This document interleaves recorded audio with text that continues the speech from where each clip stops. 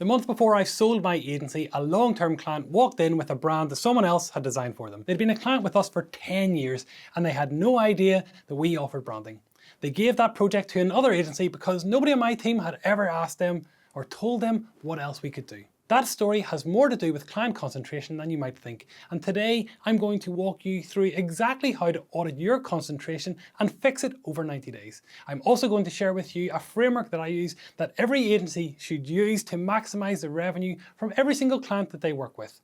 If you don't know me, my name is Connor McCauley and I built and sold a creative agency called Kaizen in Belfast. Over 13 years I took it from 0 to 2.2 million in revenue, a team of 40 staff, and then had a multi-7-figure exit a few years ago. And during that exit, the buyers asked about client concentration before anything else. Revenue, margins, team structure, all of that came after, but concentration was the first thing that they wanted to talk about. Now, I coach agency owners through exit preparation and scaling their agency to give them options. And every single one of them, when we sit down first, has a concentration problem. And they actually haven't even quantified it. Once they see those numbers and they see them in black and white, the conversations, they change very quickly. 2 numbers, that's all it takes to know if you've got a problem. What percentage of your revenue comes from your top client and what percentage comes from your top 3? And if you don't know the answers to those right now, that's the biggest problem that you need to think about. A buyer will know because they'll ask you within the first conversation. Here's what concentration actually does to your business day to day. Your biggest client gets the most attention. They're likely with you at some time at this point. You know them personally and they get your time as a founder first and foremost. Not only that, they get the best people on their account. They negotiate the hardest on price. And the margin on their account, well, it's probably one of the worst in your business. The headline figure often looks great, but the reality is often a lot different. It's a risk that many of us don't even notice until it's far too late. Because if that client leaves or pauses or gets acquired or their marketing director changes, here's what's going to happen. Payroll is suddenly tight, you can't absorb the capacity gap, your team's morale drops because everyone can see the problem, and you're making desperate sales calls instead of strategic ones. And it's not just the day-to-day. Concentration compresses your valuation. So let me give you some real figures. An agency making £500,000 profit from 40 clients at a reasonable spread, not any single client is greater than 10%, well that might sell for 6 to 8 times EBITDA. Maybe it could be even more if everything else in their business is clean. The same 500k profit in a different business, but one client represents 40% of the revenue, they might achieve 3 to 4 times EBITDA, maybe less. It's the same profit and half the exit value. Because if you think about this, the buyer is underwriting the risk of that one relationship. One decision, one person leaving could take 40% of your business away. And admit it, if you were in their shoes, you would do exactly the same. The reality is harsh. Concentration doesn't just threaten the stability of your agency, it directly reduces what your agency is worth. So what I want to do is talk about the framework introduction. So how do we fix it then? Well, not by panicking or by firing your biggest client, which some people think that they have to do. And definitely not by chasing 20 tiny retainers just to dilute the percentage. You fix it with 4 deliberate moves over 90 days. And each one will reduce a different dimension of the risk. First, we need to stabilize the account. Second, you fix the commercial shape. Third, you build a way to win new clients that doesn't depend on you. And fourth, you design capacity so you can absorb churn without making bad decisions. Okay, so let me now walk you through each one. The first move is to stabilize the account. And most agency owners, their first instinct when you realize that you're concentrated is to reduce dependence on that single client. It's the right direction, but the immediate priority is to stabilize the account so it doesn't blow up while you're fixing the problem. Stabilization means, well, it means 4 things. You tighten the scope boundaries. If the big account is where most of your scope creep is, and it usually is, you get change control in place. You monitor where you leak time. You train your team to spot it and you flag this early. And will you apply it to your biggest client first? Add a decision cadence. Monthly review meetings, not status updates, decision meetings, what's working, what needs to change, what's the plan for the next quarter. This turns you from a vendor into a partner. And clients rarely walk away from their partners easily. And what we have to do next is to document the success. There's a huge consideration to recency bias in all retainers. Every quarter, produce a 1-page summary of what you've delivered and ultimately the results. the value that you've created, and actually, well, let's stop there. You have to show the commercial value of the service that you provide where at all possible. This does two things. It makes renewals easy, first and foremost, and it protects you if the marketing director changes and the new one asks, well, what have these people actually done for us? And I've heard that time and time again. And this last one is uncomfortable, but it's very important. We have to dilute the influence. If you as the founder are the only person that the client talks to, that's a single point of failure. Introduce a senior team member as the day-to-day contact, and you of course will stay at the strategic level, but you need to train, empower and trust your team to deliver projects at the highest level. And I know that feels risky, but do it anyway. But plan for every eventuality. This frees you up to bring on more and to deliver higher value work. If you want to see how client concentration affects what your agency could be worth, the free agency valuation assessment breaks it all down. It takes about 10 minutes and the link is in the description below. The second move is that we need to fix the commercial shape of your business. If your biggest client is also your biggest commercial risk, the deal terms need to match this scale. Start with your contract term, assuming you have a contract. If it's not, it's often harder to implement this mid-service, and I appreciate that. But think about your next client. This is the time to set best practice. A big client on a rolling monthly retainer is a ticking time bomb. You need a minimum of 6-month terms and ideally 12. And what we have to do is to frame this as a mutual commitment. We're dedicating senior resource to your account. A 12-month term means that we can plan and we can properly invest in understanding your business. And I have never had a client ever push back on that.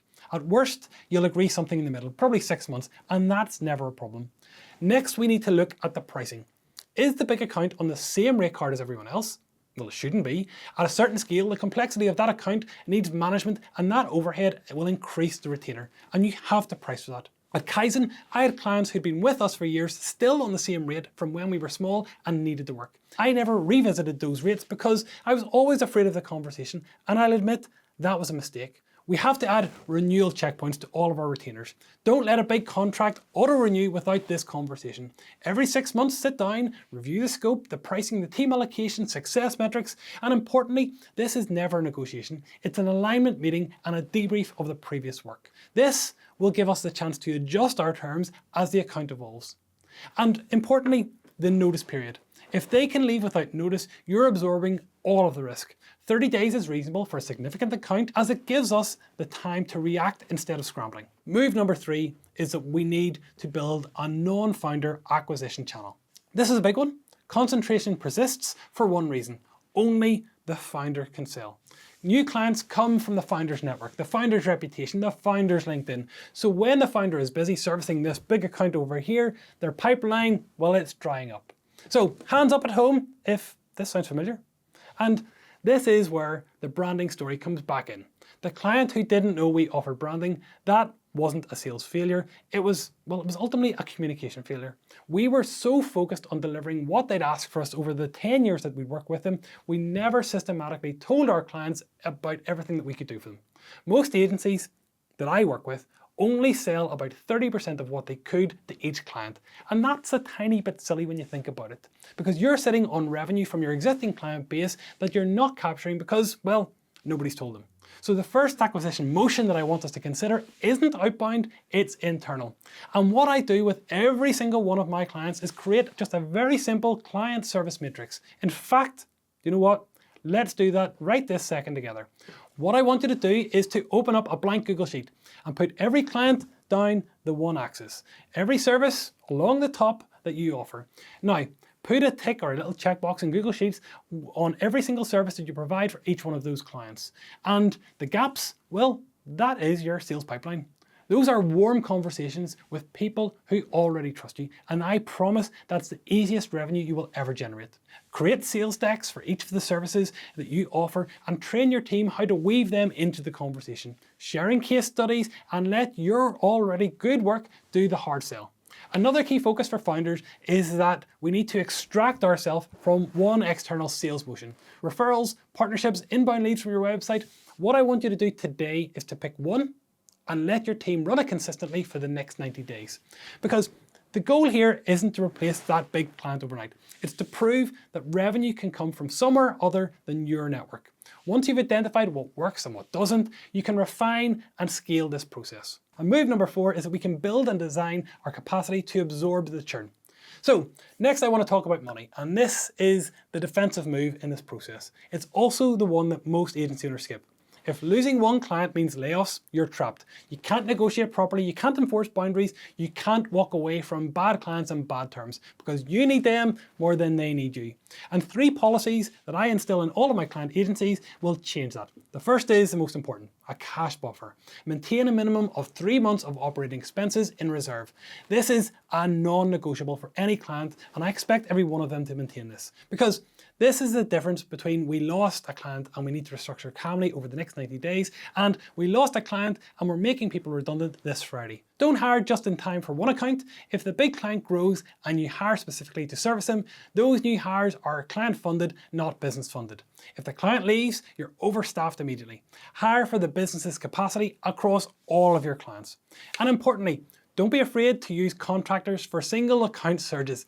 If you're still maxed out in 3 months' time, then that's a mechanism to hire. The next one is that we need to cross-train key roles. If one person is the only one who can service the big account, you've got another single point of failure.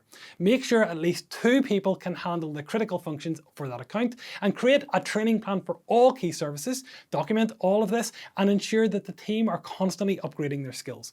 If the knowledge lives inside one person's head, it's not a system, it's a liability, and it's important to think about it like this. We need process ownership, not person ownership, and that is the goal of all agencies. Okay, so what I want to do now is tell you a little story that might just complicate everything that I've said, but I hope that it'll do so in a good way. One of my longest clients at Kleisen was a company called Shine. They were with us for all 13 years that I was part of the business, right from 2009 all the way to my exit, and they're still a client today.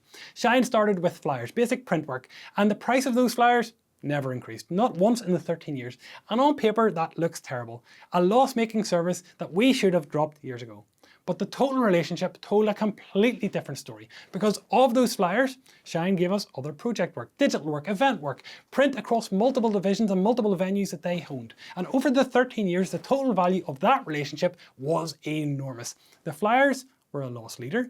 I just didn't plan them to be that. And that's a nuance that most people miss about concentration. It's not just about the revenue percentage, it's about the shape of the relationship. Shine was never a concentration risk, even though they were a significant long-term client. Why is that though? Ultimately, it's because the relationship was broad, multiple services, and it was deep, multiple contacts in their business and ours.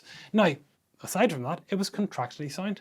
So what I want you to do now is to compare that to a client who represents 30% of your revenue, but you only do one thing for them through one contact, okay? And you do that on a rolling monthly basis.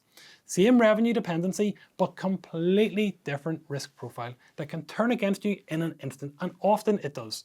When you're assessing concentration, look at 3 things, right? Revenue share, yes, but also the breadth of services and the depth of the relationships that you have.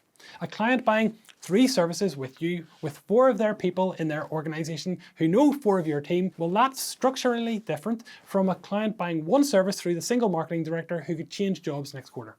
And that brings me back to the branding story. If I'd systematically communicated our full service offering to every client, the concentration problem probably would have been smaller. Each client would have been buying something else from us and maybe more from us. Revenue spread across more services and more contacts. Sometimes the fastest way to reduce concentration isn't by getting new clients, it's about deepening the relationships with the ones that you already have. Okay, right. Here's what I want you to do this week. 2 numbers that we need. Your top clients' percentage of revenue and your top 3 clients' percentage of revenue as a combined value. Write them down, and then for your top client, I want you to answer just 4 questions. What's the contract term and the notice period? Is there a backup relationship owner? And when was the last time you presented a success summary? And finally, how many of your services are they actually buying? This should give you a really good understanding of your concentration risk profile and the first moves that you need to make this week. And separately, I want you to map out your client service matrix with the goal of creating a plan to upsell your services to all of your clients. Easy. Now, if you want a complete picture of how concentration affects your agency's valuation, my free agency valuation assessment walks you through it step by step. It takes about 10 minutes and the link is in the description below. And if you want weekly insights on building an agency that's genuinely worth something, click on the link in the description and you can go to my newsletter. If you've gotten any value from this video, please make sure to like and subscribe. And as always, thanks for watching and I will see you next week.